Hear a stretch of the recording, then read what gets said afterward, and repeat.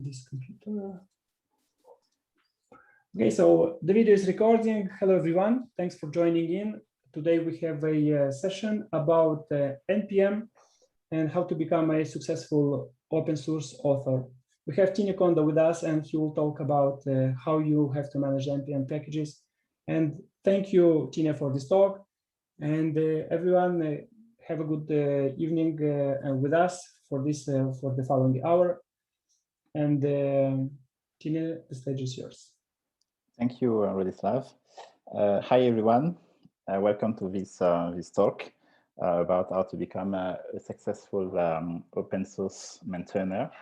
We will try to have a focus on everything that is node related, but some of the things that we learned today are also applicable to other kind of ecosystem like Java or else. Just before I go further, I want to mention that this will be my first time to give a presentation in English. So I will try to do my best so that you can understand me. But if you don't, please be gentle and don't hesitate to ask again in the QA session if something wasn't clear during the presentation. So my name is Tine Kondo. So I'm a software engineer and team leader at SIR. You can here have my information on social media, GitHub, Twitter, and my professional email if you want to contact me afterwards. I'm a huge fan of Angular, the framework, and also of Spring. I love open source, of course. I tend to publish and to create a lot of tools that I use for developers. Mostly to improve their lives, and you can also find those tools on my GitHub page. Some of them are tools that I use personally for my projects, and when I think that they are useful to others, I publish them as open source projects. So feel free to go on my page and to see the rest of the project. So today we will be talking about open source, of course. This is a little bit of the agenda that we'll have together. First, we'll start by defining what open source is very quickly. And then we will see how you can take your idea to a project and all the steps that I have learned during my own journey to become a publisher of open source projects. And I will try to share my experience through some specific tips. We'll talk about code hosting, so where we'll have to host your code. We'll talk about project structure, how you can organize your project, your workspace for your open source project. We'll talk about some techniques to help you commit your code, to help you release your code. And at the end, I will showcase some of my projects that use those very technique to help me maintain and develop the project. So first, open source. What is open source? I think this is clear for everybody here. An open source is a software that everybody is free to use because the code is available. You can of course study it because you still have access to the repository. You can modify, enhance the code for your own benefit, and you can even at the end redistribute your own version of this code. So it's a great platform. It's a great way to contribute to the community, and it's helped a lot of people to produce software and to learn about software. One of the biggest advantages, of course, I just say that it's the fact that by looking at other projects, you will learn a lot.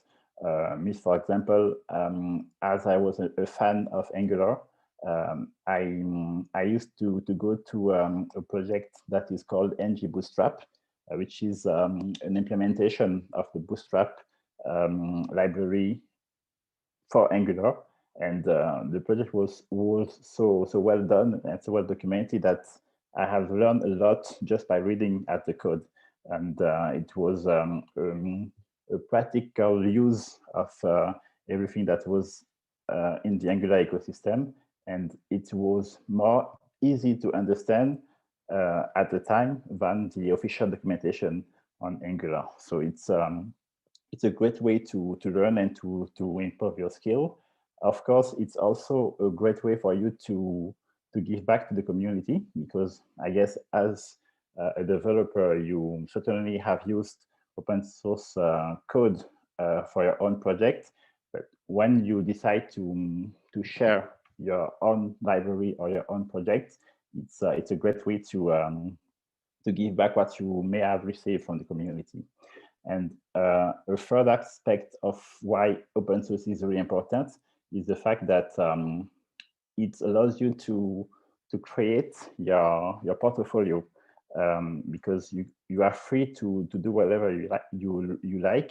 If, for example, you are a fan of, I don't know, cloud technologies, and you want to showcase your knowledge on this specific matter, you can create your own project that is related to cloud, and it will be added to your portfolio, to your CV. So it's a great way also to get started, to create your own showcase, and to be able to work on stuff that maybe you cannot be working on at your employer, for example. A fourth reason why it's important to do open source is the fact that the community is really great. I know that thanks to my open source projects, I've learned a lot just by talking with other people who were contributing to the same project as me. It was very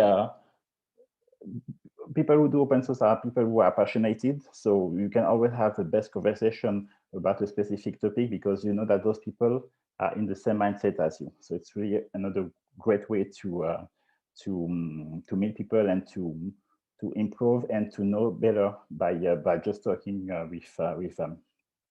And the last point for me, it's maybe the most important, is that yeah, it's really fun to do it, because yeah, it's either you like it or not, but most of the time you do it on your free time, and it's also a great way to have fun and to express yourself.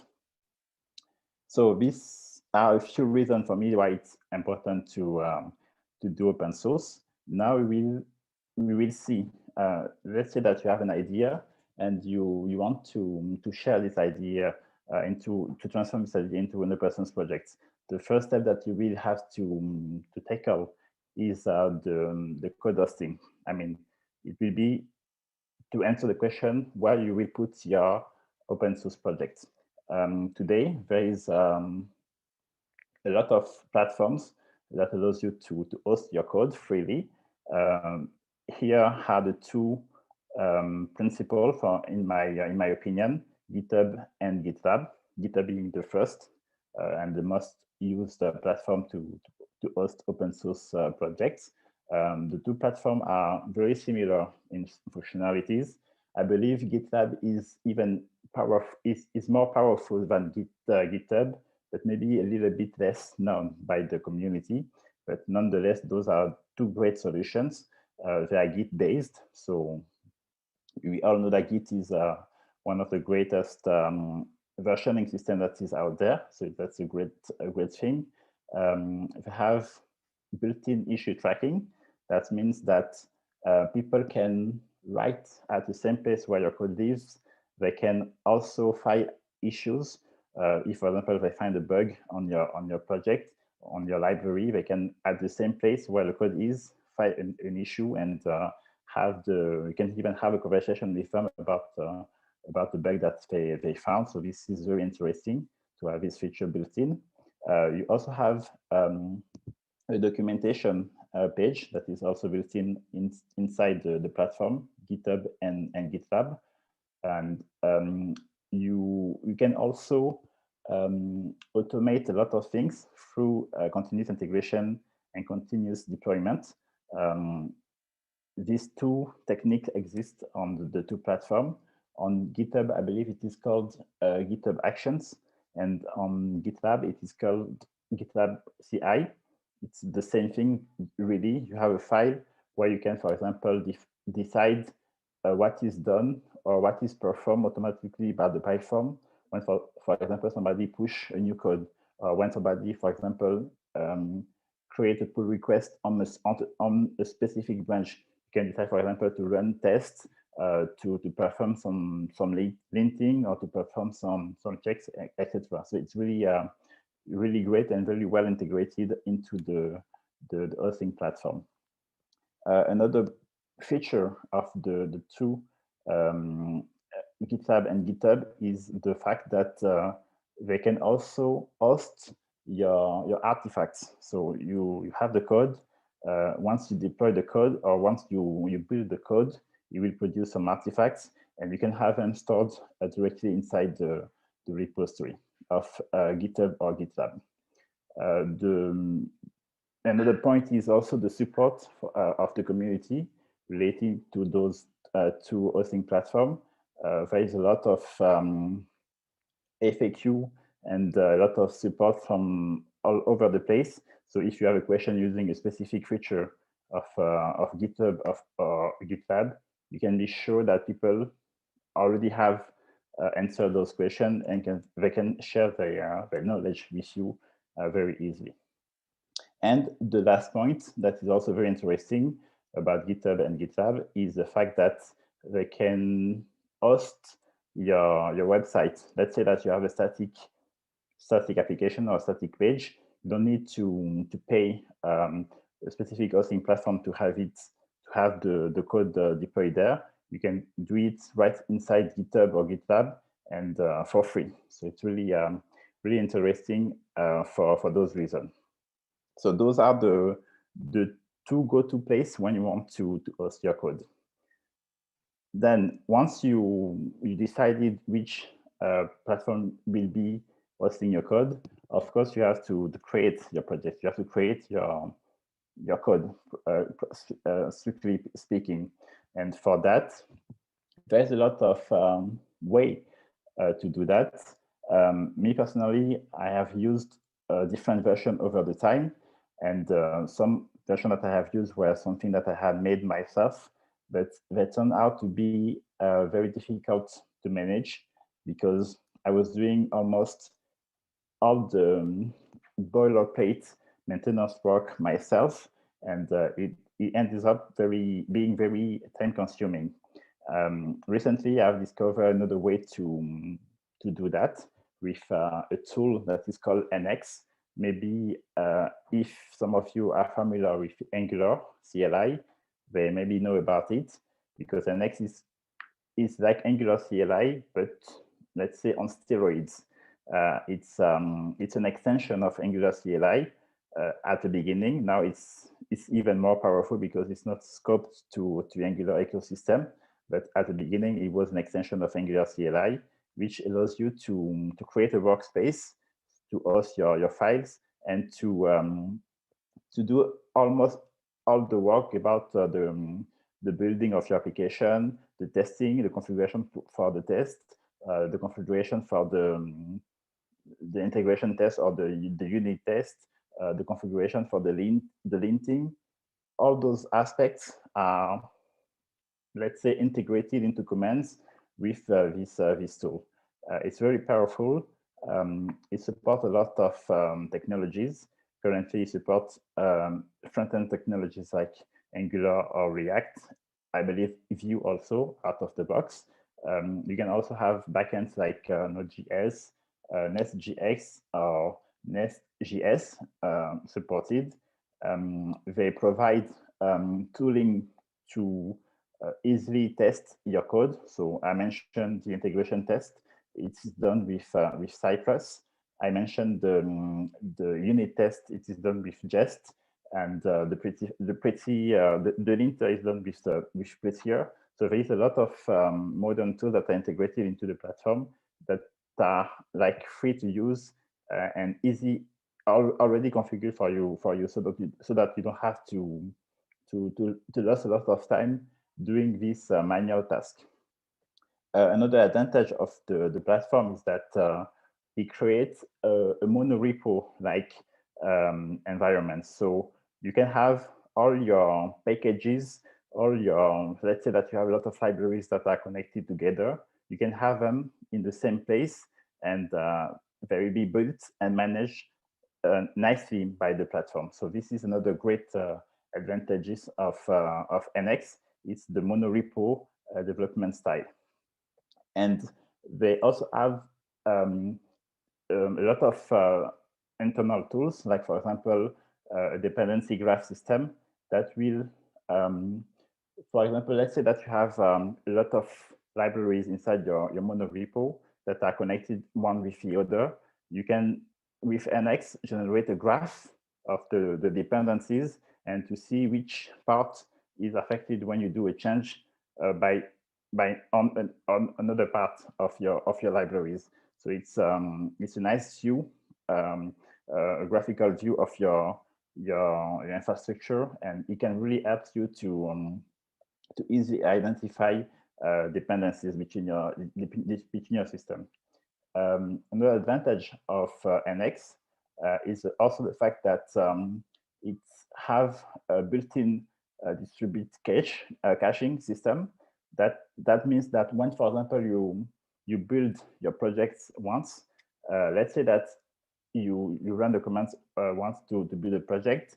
Afterwards, you do a specific change on the specific part of your project. NX is able to understand what you have changed and to only build the parts that have changed.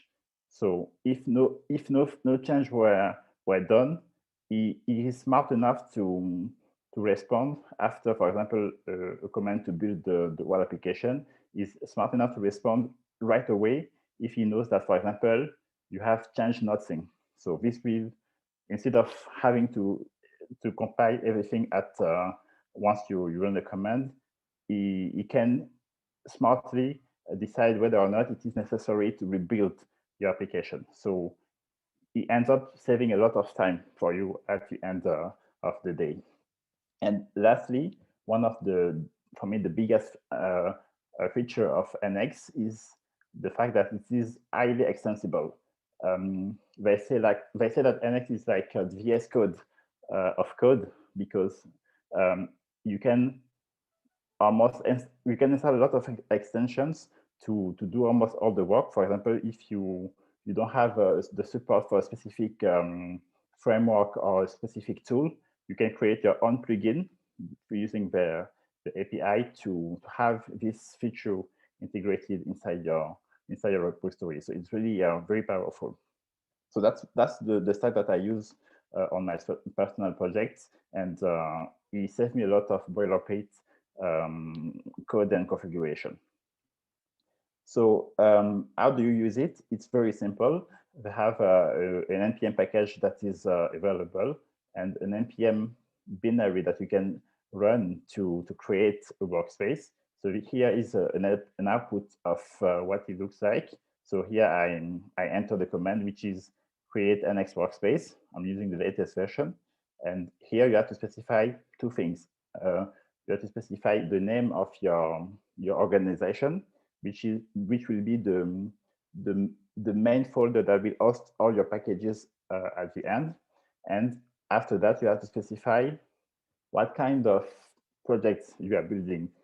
Either you are building an application for Angular, or a library for Angular, or a React component, or a Nest component.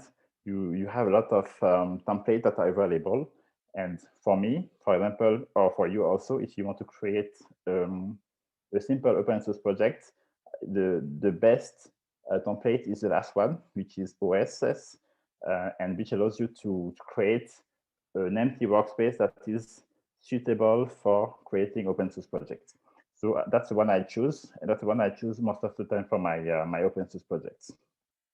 So once you hit enter, you will have this tree generated. So you can find a README at the root of the project. You have a package.json, which will host your dependencies. And here you have an empty packages folder. That's where your feature project will be hosted. Here it's another folder that is useful if, for example, you want to store like maintenance code or something like that, or tools that are interned to your to the workspace, you can store them in the tools repository, and that is almost it. The other files are not that much important, but we can still have a look at them at the end if you have specific question about those. So that's it. Now we have chosen the platform to host your code. We have chosen the structure to use for to organize the code. Now let's make some change. So let's create our library, our project. Once we have done that, we will need to commit at certain point our code. And that's where the next ticket is very important. It's the conventional commits. What is conventional commits? It's a specification that allows you to write Git messages that are meaningful. Most of the time, in a lot of projects, when people commit, they have like different format of messages. Some people will have a lot of comments inside the commit message. People will not even bother to put a message, even if it's really important. So it's without a convention, it's really messy. And that's what the conventional commits try to resolve. It's a specific convention that you can use to have more readable commits and more predictable commit messages. It's a specific structure that was inspired from the Angular project. That they are the one who created in the first place, and it has been extended afterwards. But at the origin, it comes from Angular, and it is like this. So your commit message is has this structure. You have to define a type. The type is what kind of change you are doing. Either it is a fix or it is a feature. And after that, you have the scope, which is optional. The scope is it's a way to define what is impacted by your commit. For example, let's say that you have a multimodal application.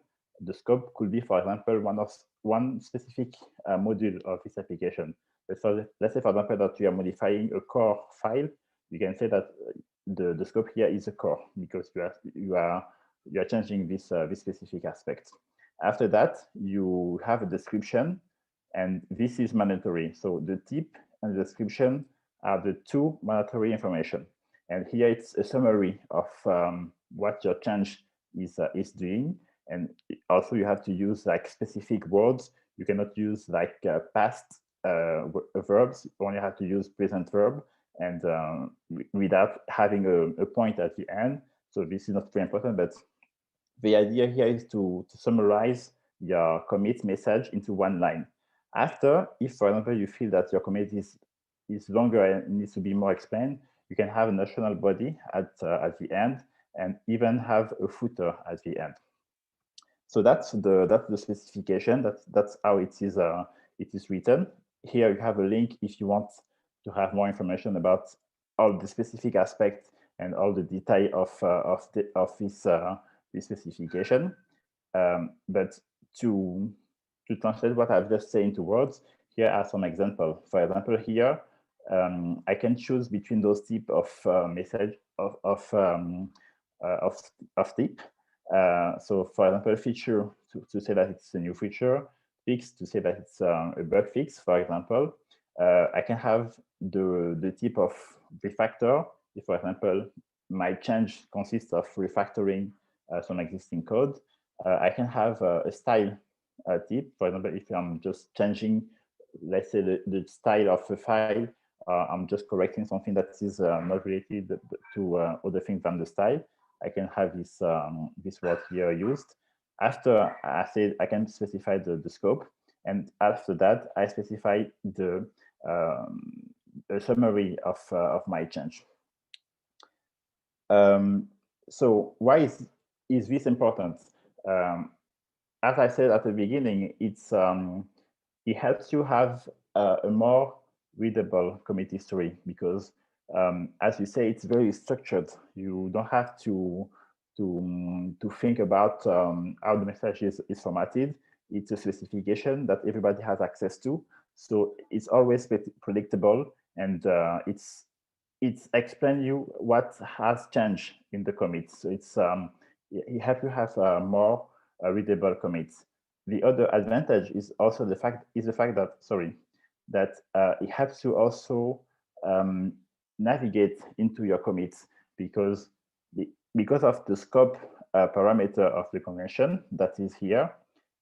It will enforce you to gather change that are related to the same functionality or to the same perimeter together. So at the end, you will end up with a very scoped commit. And if you have to, for example, look into a change that was done on the file, when you will ask the Git log, you will have only the commits that are meaningful and that are impacting this specific file.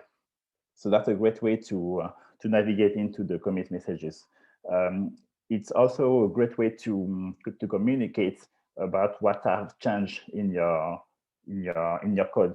Because, for example, if I have a commit that is fixed, that starts with the word fix, I know that it is something that was made to correct an issue, for example.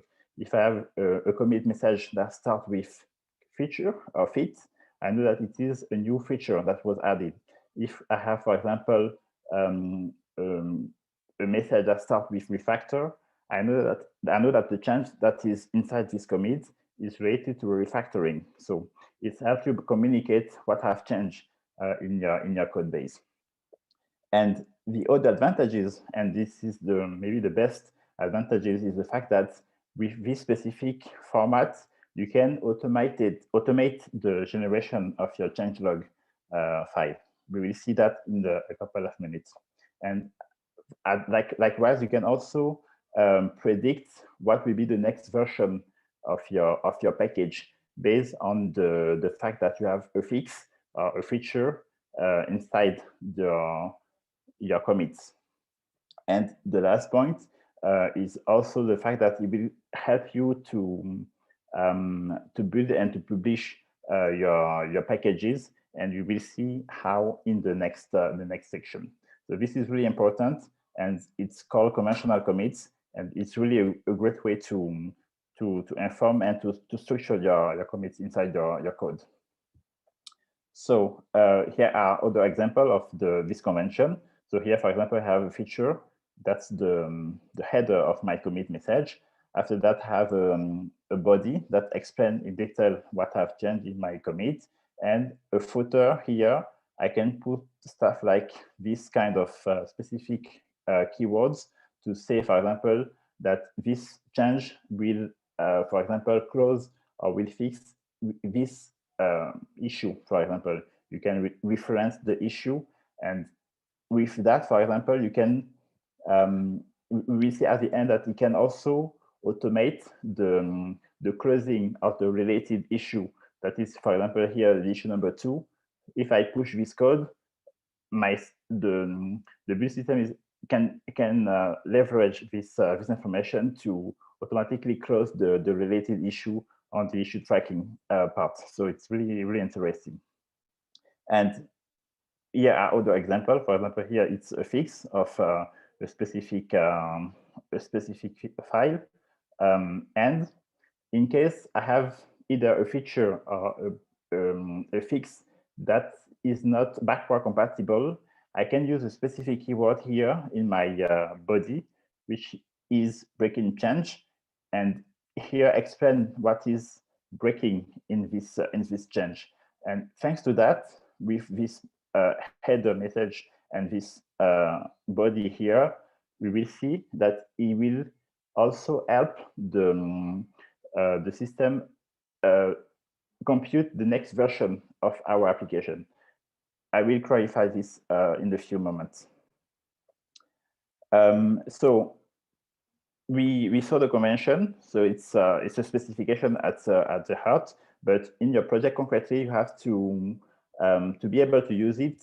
You can use what we call Git hooks, which are like extension inside the Git versioning system that can call the specific code upon some specific action on Git. For example, if you are about to commit, Git has a hook that is called pre-commit that can be called to perform some checks, and according to the result of those checks, the commit can happen or not. So that's thanks to those hooks, you can easily enforce those the specification of the conventional commit right inside Git. For that, there is a project that is called ASCII. It's an npm another implementation of Git hooks that you can install inside your project to inform this specification. So here you have the command line to do that. It's the later one. So npm ASCII init to launch the binary that is that will set up ASCII inside your project, and that will install everything that is required. And above, it's a tool. It's called CommitLint. It's a tool that implements the specification we just saw. The conventional commit specification is implemented in Node.js by a lot of packages, but this one is for me the best because it's better integrated with the other system that we will see later on. And you can also specify a configuration of the conventional commit. They have a lot of extension of this specification. There is one that is coming from the Angular world that is called config Angular, but you can also have other versions that are more or less different, but the idea remains the same nonetheless. So that's the part to inform the conventional commits inside your project locally. But yeah, and once you do that, so that will be the structure of the ASCII. So the tool that will enforce those conventions. I mentioned in my talk earlier that you have the ability, for example, to execute some code before the commit is happening. So that's the pre-commit hook. You can, for example, here run test before, and you have another hook that is really called during the commit itself, and that's where you can validate that the commit message is matching your rules, is matching the conventional commit rules. So this is the command that will, for example, run upon committing. So that was ASCII, but and if, for example, you have a commit message that is not well formatted according to the convention, you cannot even you won't be able to commit your code because the Git will have failed, and it will tell you, for example, what was wrong. In my specific case, I don't know if you can see my mouse, but it is here. It's the third line. I have a message, a commit message. So here you can see the header, but my problem here was that the first part of my message, which is, if you remember correctly, the tip of the commit, it was testing, and it was wrong because, in fact, only those tips are available. I can only use feature, perf, fix, core, CI, revert, or test, but I cannot use testing. So when I try to enter this message during my commit process, it fails, and I wasn't able to commit because of that reason. So that's the power of ASCII right here in action. But ASCII, you have to know that it's good, but it's local, and unfortunately, it can be skipped. People can, for example, when they do the git commit command, they can give a no verify flag that will disable those checks, those hooks. So ASCII is good to have like the rule enforced locally, but the best solution will be to have the rule enforced inside your CI platform, and that is inside your GitHub action or your GitLab CI if you are using GitLab to host your code. And for GitHub, there is a specific action that is called commit linter that will perform the same kind of verification that we just saw locally with ASCII, but that will perform them at the whole project level, so that, for example, if somebody submits a pull request with a message that is not matching the convention, it will still fail because of this action. So that's the best way to really enforce the commit, the conventional commit convention inside your project. Okay, so I don't know if it's still clear for everyone. I don't have your feedback, so it's a bit weird for me. But anyway, if you have questions, we can still ask them at the end, and we'll answer them. So the next part is the it's a semantic versioning. It's another aspect of the managing of an application or an open project is how do you increment your version of your packages, and this specification helps you decide how this can be performed, and we will see that it also leverage what we saw before with the conventional commits. You leverage this specification to know if the next version of your package should be a major version or a fixed version or a minor version. We will see how. So that's the idea of semantic versioning, is that your application version is structured into different parts. So you have a first part that is the major part, and this part is incremented only when you do a breaking change. So for example, let's say that, for example, you have a new feature that is breaking your existing version of your application. That means that your next version should be a breaking version. So that's the major part. After that, you have at the middle the minor. Minor if it is when you do a new feature that is not breaking, that is backward compatible. So there is no need for the user to increment the whole thing. They can only increment this minor version without having to fear about breaking the whole application. Because if this version gets incremented, it only means that your library or your package was improved, but in a non-breaking way. So it's safe to update to when you have a minor version change. And also for patch is the last part of the version, is when you, for example, you correct a fix, a bug. So it's also a non-breaking correction of the bug. So you are sure that you can also update the packages to the next patch version without fearing that this will break your all projects.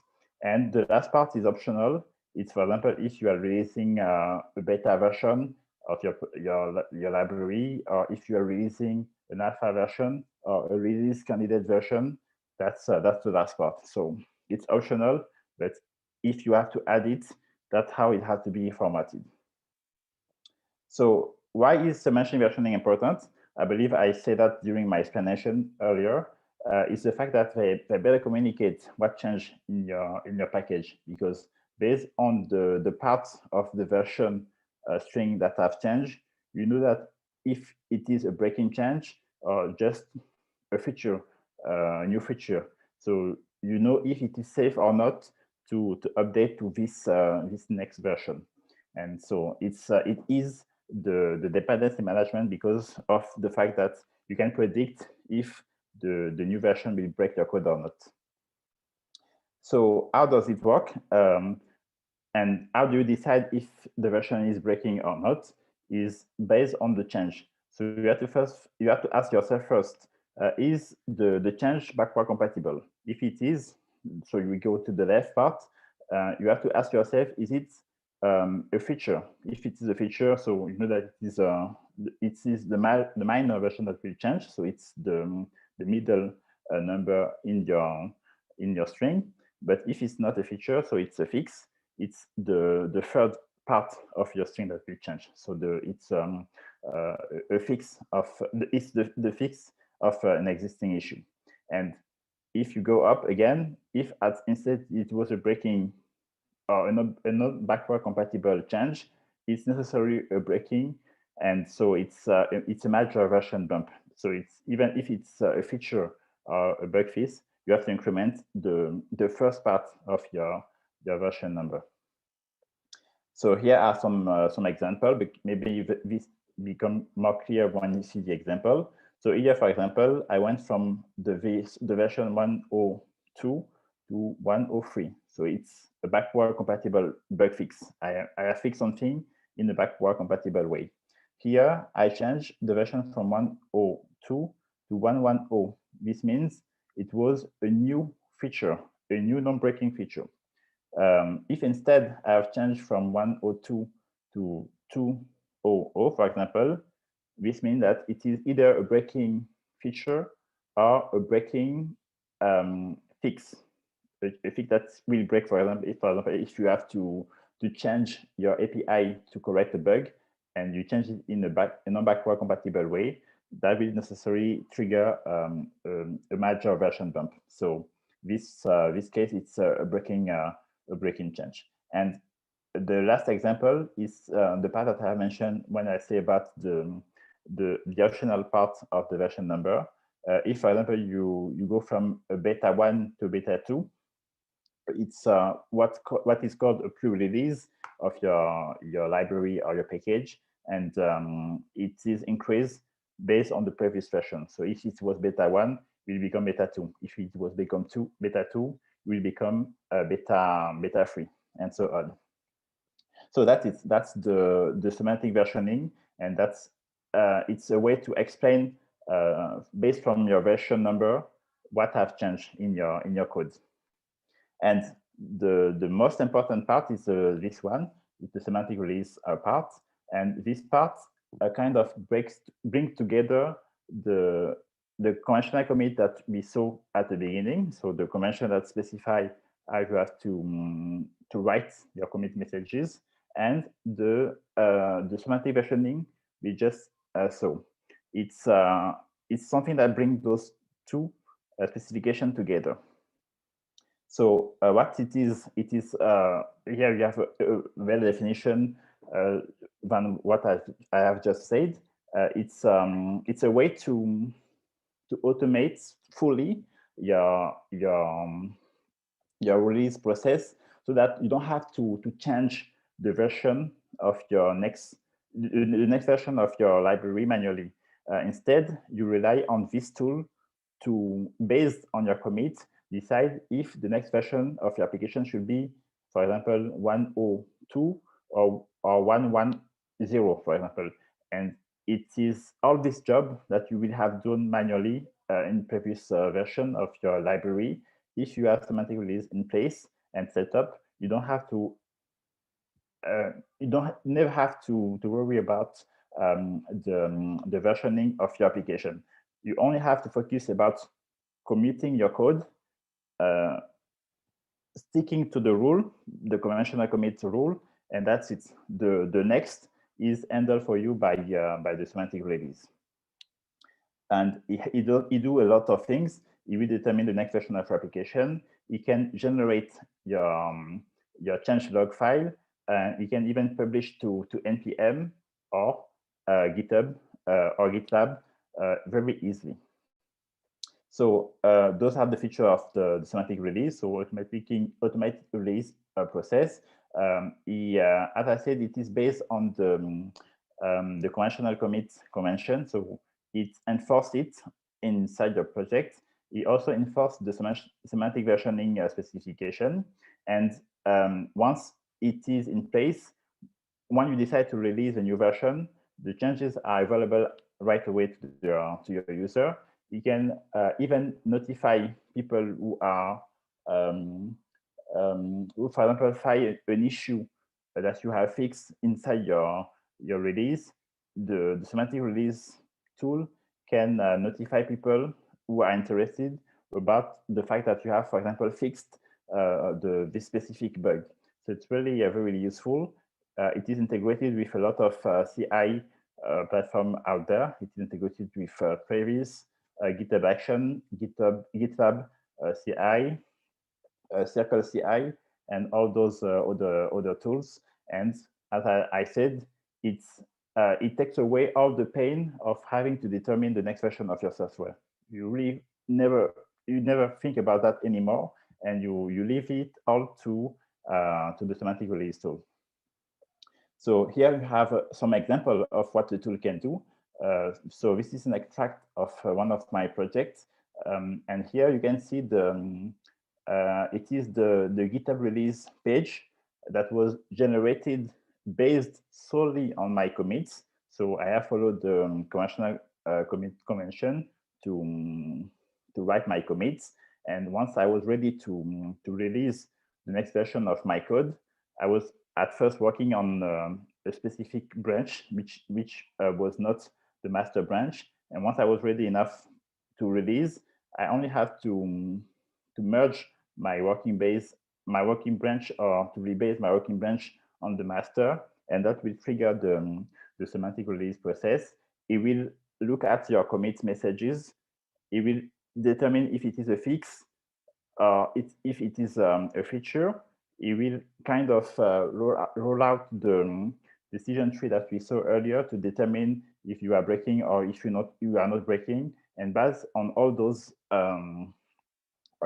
checks, it will increment the next version of the application, and it will generate this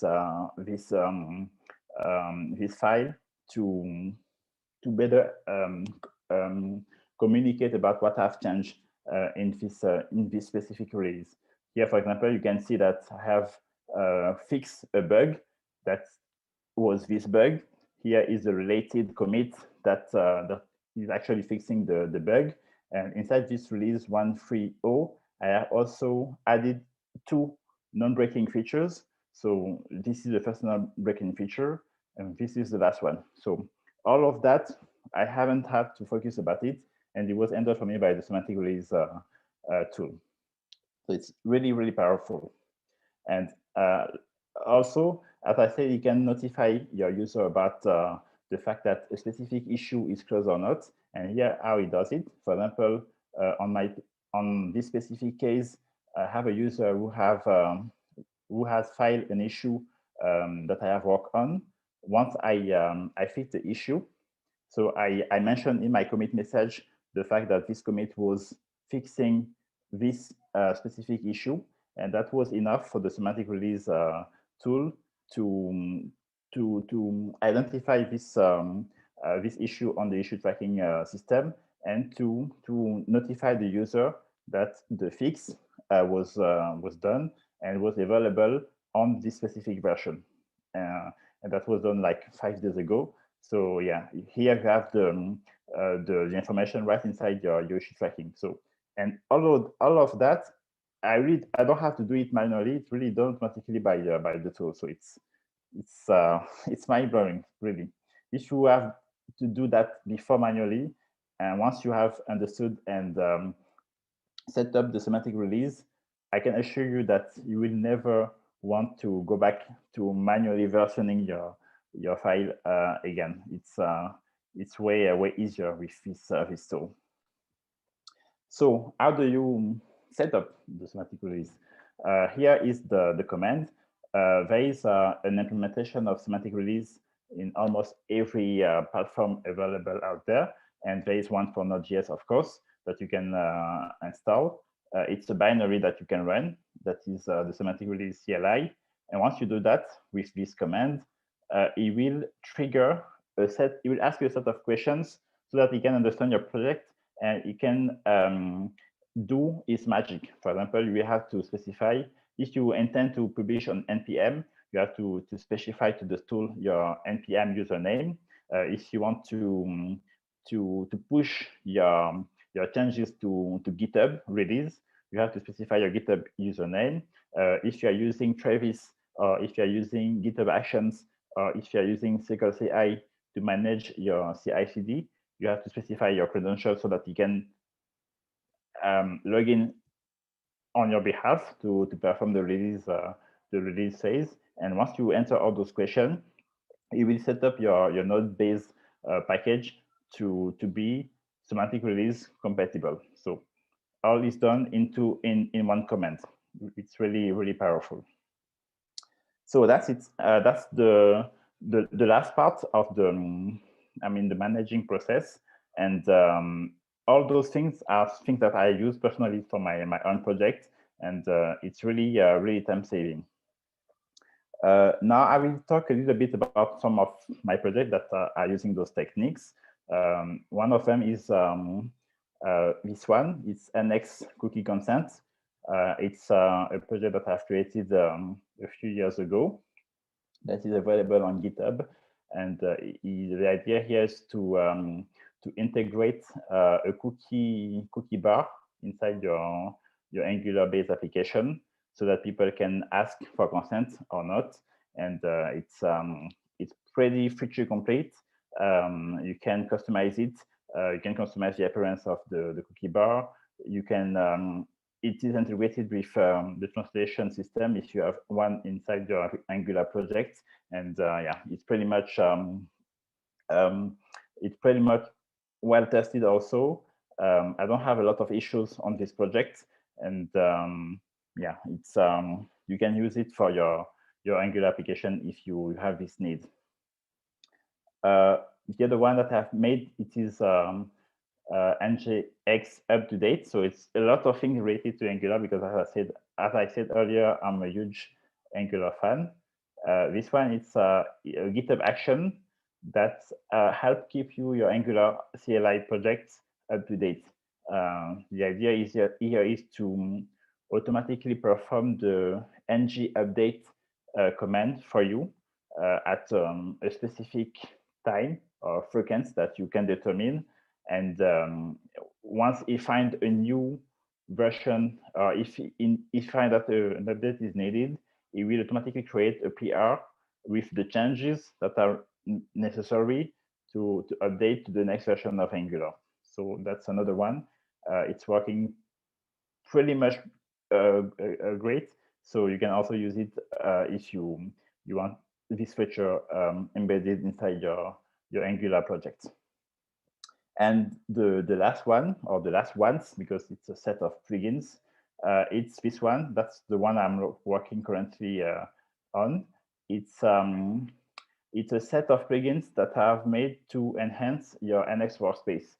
I don't know if you remember, but at the beginning of the talk, I mentioned in the project structure part that you can use NX to organize your workspace.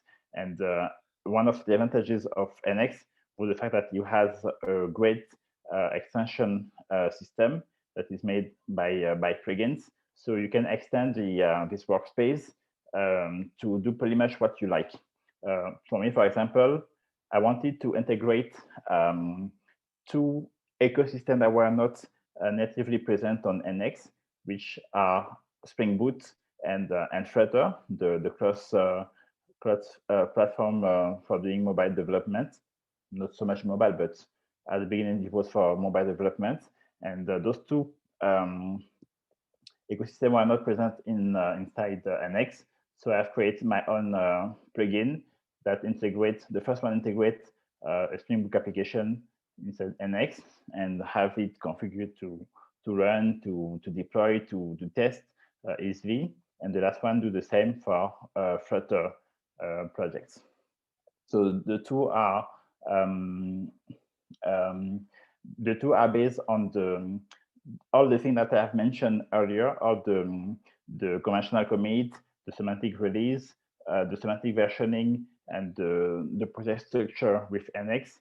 This last project is really the one that use all those techniques together. So it's also a great way for you if you want to have a clear understanding on how you can set up this concept inside the project.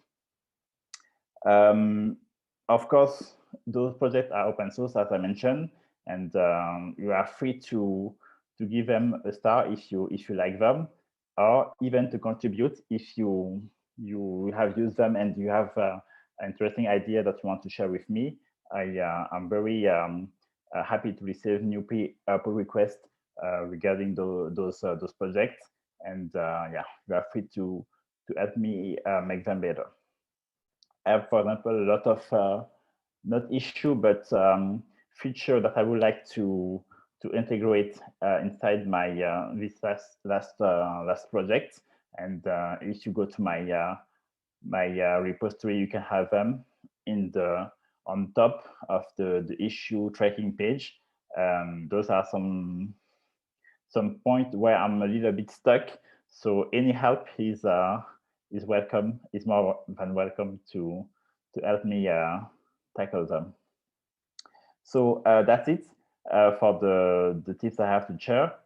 I have prepared a little. I don't know if we still have time, Rudslav, for a little. Yeah, of course, yes. If you have a demo, that's perfect. Yes, absolutely. Okay, it's not a really long demo. It's just to have an idea about to see how all those concepts are integrated inside a real life project.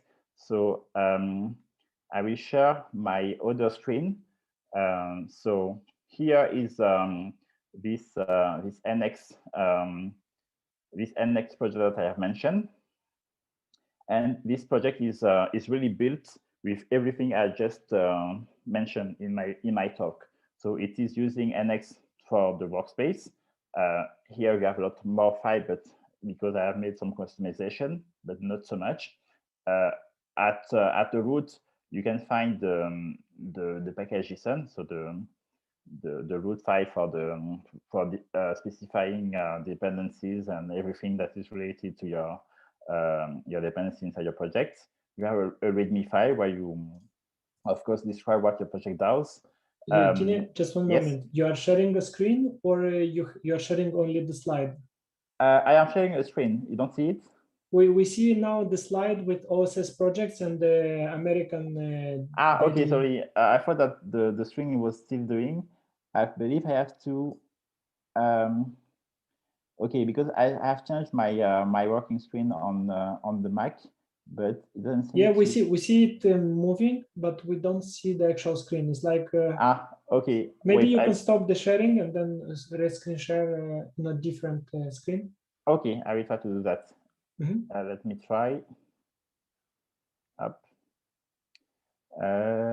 So it is here. Can you see it? One moment. Yeah, we can see it now. But okay, perfect. If it's possible, please make the screen, the text a bit larger with some scroll, if possible. If not, yes, I will try to do that. I'm not used to. I don't know if somebody knows the shortcut. Isn't command and then scroll? It doesn't work. I tried that, but look, you have command equal. Try command equal. Command equal. Yeah, it is working. Can you still see my screen? Yeah, it's perfect. Okay, it's a bit messy on my side, but if you can see, that's good. Yeah, just resize the panel, the project panel, and then we'll see more in the file. Yes. This, I will try to close the command for the moment. And yeah, it's not really useful to have this. Yeah, that's it. So this is the structure, the work structure of my project. So here you have the README where you can put the documentation of your package. It's like an entry point to help people understand what the project is about. Your package JSON. This is a file that is coming from NX, and it's configuration files that help the tool understand how your workspace is configured. For example, here I have two sub-projects inside this umbrella project, which are NX Spring Boot and Flutter. I have some integration tests that are also generated for me by the tool. So I have to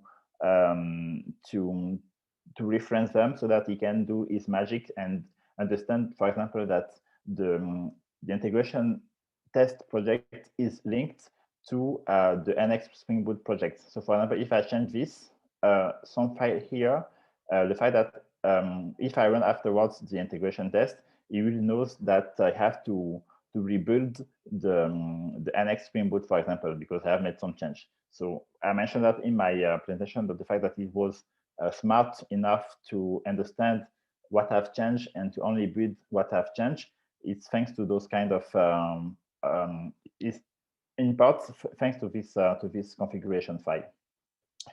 Here, the workspace, it's well, it's another file that is also here to help the tool locate your important files. For example, here the source code is here inside this path. So that's how he knows where to find the code that you have to build the package, for example.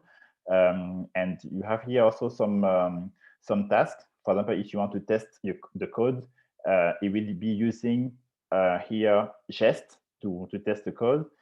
If you want to build the code, it will be using this tool to create the artifact of your code. So these are really like commands to help the tool do all these work. In this part, for example, when you will build, it will package your file. It will create an artifact with some specific configuration, and everything will be managed for you by the tool. If, for example, you want to include inside your npm distributable your README file or your license file, you can have this specified here thanks to the workspace file. So that was for the general files. Now about the structure. So here, that's the folder where my sub project lives. So I have here the first one. So all the code is here. That's the same for the other project. All the code is located here, and that's almost it. I mentioned in the talk the fact that I was enforcing the commit convention, and this was done with ASCII. So I have here a folder with ASCII that was created when I ran the ASCII init command in my slides.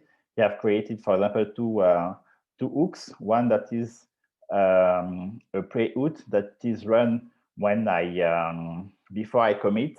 Here, for example, you can see I'm performing some tests before the commit actually happen. I'm using NX, of course, to perform the text.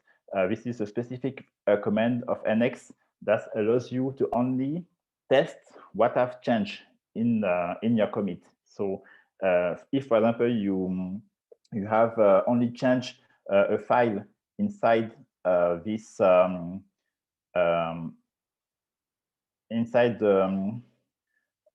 for example, if you only have changed this package with the affected test, it won't build the other one, for example. So it can save you a lot of time that way.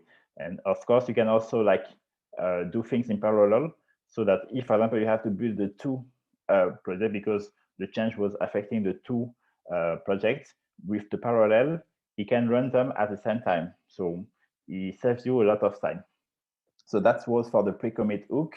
And I had another hook for the commit phase, and that's in this hook. I am using the commit lint to ensure that the message is formatted according to my rules. The rules are the fact that I have to have a tip as header, I have to have a scope, I have to have a description afterwards. This is enforced by this command using commit lint, which is a tool that implements the conventional commit specification. Yeah, that's it. So that was ASCII. What else? I have now for the last part, which is related to the semantic release. I have used semantic release CLI to initialize the configuration. And once you do that, I have told the tool that I'm using GitHub Action as my CI platform. And so it creates for me a file, a release YAML file, where it will perform the actual release process. So that's how it looks like.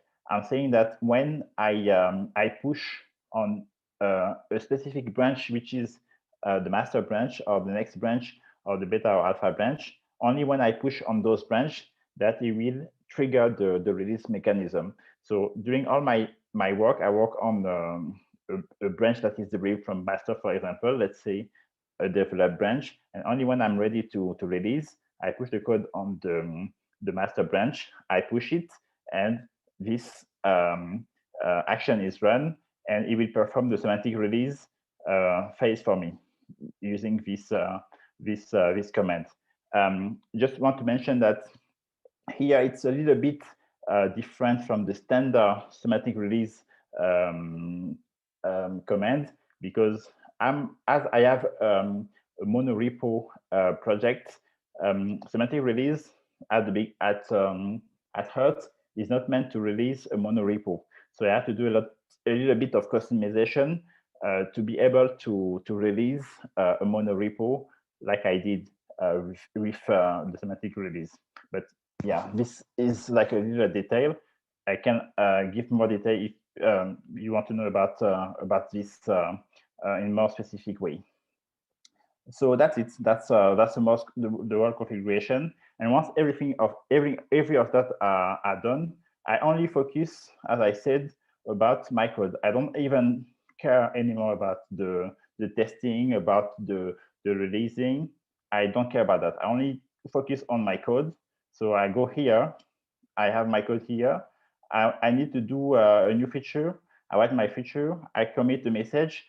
And if I'm satisfied, then I commit. I don't really care about anything else, and the rest is only is handled for me by the framework. So it's really time saving, and yeah, I encourage you to use semantic release for your own project, because it will save you a lot of time, really. Last thing that I haven't shown is the fact, I think it is this file. That is a file that is used to specify which flavor of the conventional commit I want to use. In my case, I want to use a configuration that is based on the one that is used by the Angular team. So I have to say that my version extends the one that is provided by Angular commit, by Angular team, using this specific package that I have to install in my project, and that's the base. And afterwards, I can customize some specific aspect. For example, for my project, I want that the scope, which is the part inside the bracket in the commit message, I want the scope to be only the name of my packages.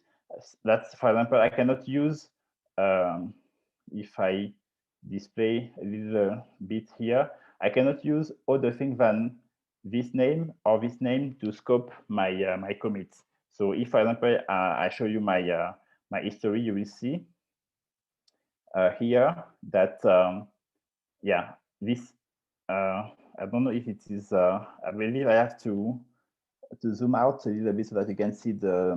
You can use command minus to zoom out, and then command equals to zoom more. Command minus. Okay, yeah, perfect. So I hope it's still readable. Yeah. So here you can see the git history. So I can only specify this scope or this scope. I cannot use another word because I want the scope to be related to. I want each commit to be related to a specific package. When it is like a commit that is more global to my workspace, I don't mention the scope because it is optional. If, for example, I change the package listen that is at the root of the project, it is impacting all my packages. So I don't have to specify a scope. But if instead I change, I correct a bug on a specific package, I want this to be mentioned in my scope.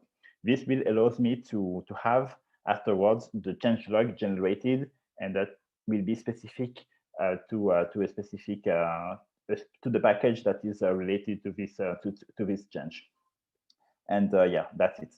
So yeah, here you have an example of of the semantic release in place, and yeah, everything is set up with that, so that you don't have ever to focus about to think about managing the boiler things. You only have to focus about what is important, and which is new feature or fixing bugs. Yeah, that's it. So that was it for me. Maybe if I just come back to the presentation and share it, I will just give some few more, some last information about where you can go from here. Can you see the screen? Yes. Okay. So in conclusion, it's really important to have all this step in place, but you can also go further. For example, I haven't really talked about it, but it's really important to have your code documented using the README file, because it's the first thing that people see when they come into your project. You also have the ability to specify how people can contribute to your project using a file that is called contributing.md. This file will, you can here specify, for example, if you have a specific coding style or anything that is you want to enforce, and to help new contributors integrate, you can have this specified here.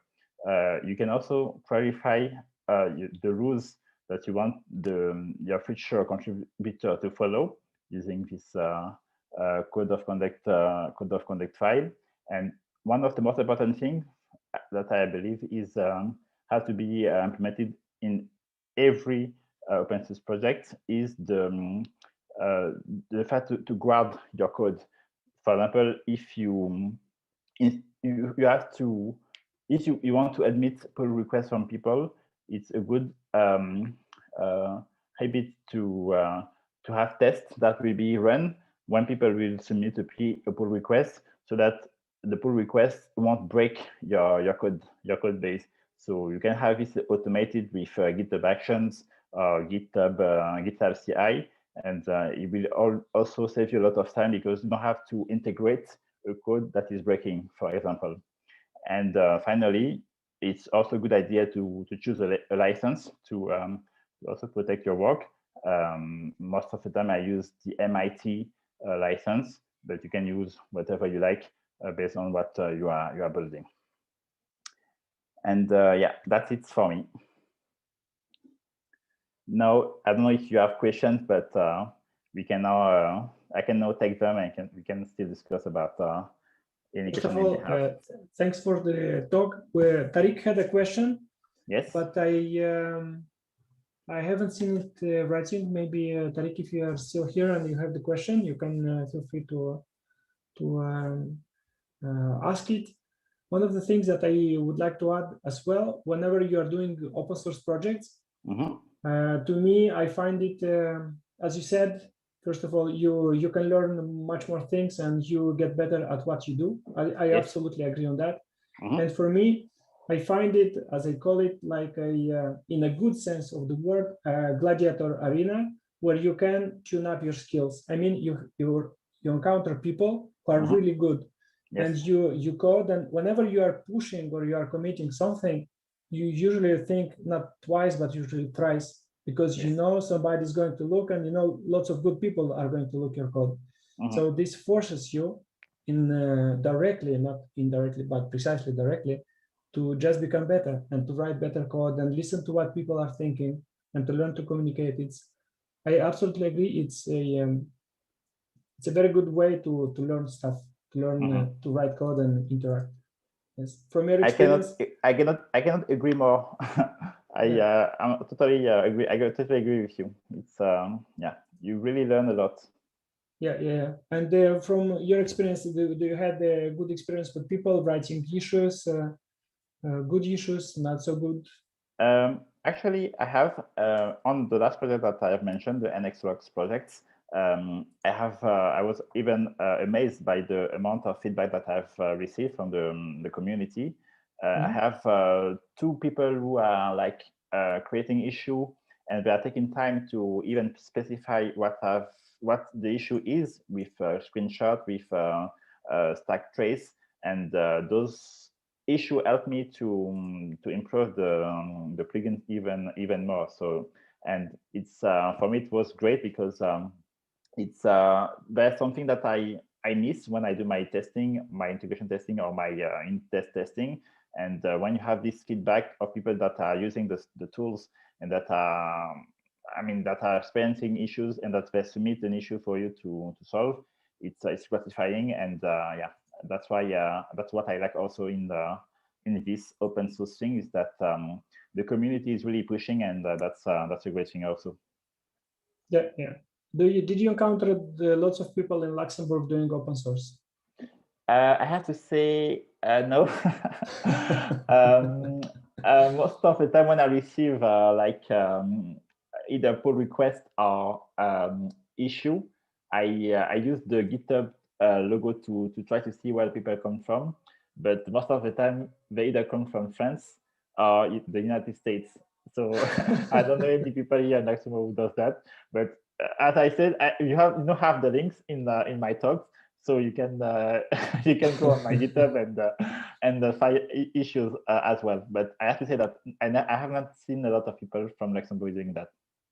Okay, but maybe it's coming. Hopefully this will change. I definitely hope, and I genuinely hope your talk will change some mindset, and people who were here today, they are going to be motivated and write some code, because writing code in open source it's really great. It's a different adventure. It makes you much better and much better developer, much more thoughtful developer. So totally agree.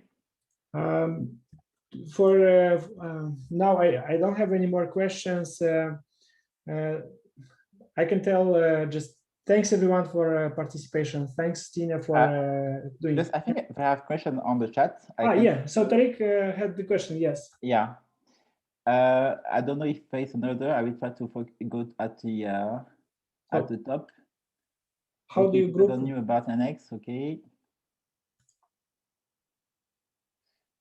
Question I asked at the end. Yeah. Sorry for people. Yeah, okay. So how do you group multiple breaking changes features in one release if you are using Semantic Release? As I said, it's up to you, really. Most of the time, I'm using a Git flow or a GitHub flow based branching system to organize my branch. That is that I have a master branch. The master branch, I never touch the master branch. It's only there when I'm ready to release. Instead, I am using a develop branch, and the develop branch is like my working branch. On that, I can either create a feature branch or fixes branches. And if I want, for example, to have a fix or a feature available right away, I will push it first on my develop branch, and I will then gather them on the develop branch. And only after I'm ready enough, I will push them to the master branch to have the release triggered. So it's really up to you, actually. If you want to include one breaking change or two breaking change, for the semantic release plugin, at the moment that you will see that there is one breaking change, if there are two, it will still increment the version to the first major version after the one that you are currently using. For example, if let's say you are using version 1 of your library, and that you have made two breaking change, this will actually trigger a version 2, not a version 3, but a version 2, because based on your previous release, it will understand that you first have released version 1, and you cannot have like jumps of version like that. It will be the version 2, and if you instead want to have version 2 and version 3, then you have to do two merge of your changes on the master. One, the first merge of the first breaking change, then this will trigger a version 2, and then a second branch, a second merge of the second breaking change on the master, and this will trigger version 3. So it's really up to you how many version or breaking version you want to include in the release. But I will say that it's best not to include too much breaking change. But of course, it also depends on the pace that you put or the space that you put between your release. If, for example, you want to release as quickly as you want, or if you want to, let's say, work for 6 months before you release a new version, probably you will have more than one breaking change during those 6 months. So it's really up to you. Yes, indeed, it always depends on what quality of service you want to give to your users and how stable you plan to be. So yes, and another thing that I haven't mentioned is that when you still relating to breaking changes, when you think that you have a lot of breaking change that could be problematic for your user, you can, instead of releasing right away, you can have what we call pre-release. That's the thing that I mentioned in when I was explaining the version. The pre-release is like, for example, a beta or an alpha or a release candidate version. So it is not available right away to all the user. It's only available to a user who want to test this breaking change. So it's also a good way to do pre-release of breaking changes into a beta or an alpha branch before you merge them back to the master branch, which will be the version that will be available to all your users. And just for the story, that's what I did with one of this plugin that I mentioned in my talk, the NXRocks plugins. Just to show you quickly, I had to do exactly the same this same thing because I have a lot of changes, and just a little bit, I want to show you that. I first release a beta of my application, and only after the beta that I have released the final version. Just show you this real quick. I think it is here. Share. No, that is not what I was looking for. It is here. So that's my NXRocks project. Here in the release, so I've made a release, a bug fix actually a couple of days ago. But here I have for this specific version that was, let's say, a big version, I have a lot of changes. I didn't want those changes to be available right away to all the users. So I've made a beta version first on April, the 2nd of April. And in this beta version, it was released, if you are using NPM, it was released under the beta channel of NPM, not the latest channel, but the beta channels of NPM. So people who want to use this specific version, when they do an NPM install, they have to specify NPM install at next to have this specific version, as opposed to the NPM install at latest, which will be the default version. They have to really ask for this specific version to install it. So this is a good way to have a feedback. And once you do that, so people can maybe trigger issue if there is some specific issue with this specific version. If you think that there is none, now you can take this beta branch and merge it back to the master and trigger the real release. So before it was a pre-release, as you can see here on GitHub release. And now, once I was ready enough, I only have to rebase this beta branch into the master, and the job was done for me by the Semantic Release plugin, and that triggered the latest version, which is now available to all the users by default. So that's a good way to promote breaking changes.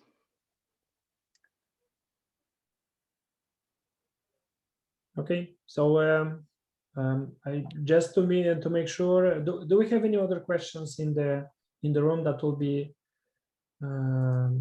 before we end the session? I'm just asking to double check that we are aligned, or If people don't have questions now, but they have questions later, how they can contact you, and can they contact you? We don't hear you. I think your microphone is. Sorry, I have to mute my phone, my mic. Yeah, I say, of course, you can still contact me. As I said, all my information are on GitHub, so you can either contact me on GitHub or on LinkedIn. You can search for Tine Kondo on LinkedIn and have my my information there. Just maybe quick share the first page of my presentation. So that you can see the contact info. But yeah, feel free to contact me. I'm also on Twitter, and I'm always happy to talk about anything tech related. So don't hesitate to contact me if you need. And as Potito mentioned, indeed now is the main branch. It's we have a better language. It's 2021. Yes, of course. Time finally. That's right. That's right. I have to say that I wouldn't. That for me, it doesn't matter the fact that it is master or main. Even when they say, okay, it's maybe more inclusive. But anyway, but I have to mention something. The semantic release is not currently update to take in consideration the main branch. So be careful about that. That's why I haven't changed it in my project. I believe there is maybe a pull request to update the default branch to be the main branch, but it's not at the time of the talk the case. So you still have to stick with to master branch. Okay, so as we all want new stuff, but we all are living in the real world. This is the thing, and we still have to deal with the existing stuff. So give it or take. Yes. So thanks everyone for attendance. Thanks, Tine, for the talk. Feel free to contact Tine when you have questions about the libs, or maybe you have questions about how to create your own open source project. And stay tuned for the next talks. We are going to inform you via meetup.com. And have a good evening. Have a good day wherever you are in the world. We love you. We love JavaScript. Don't forget that. See you. Thank you, everyone. Thanks for attending. Thanks, and guys. see you on GitHub. Indeed. Good idea. See you on GitHub. True.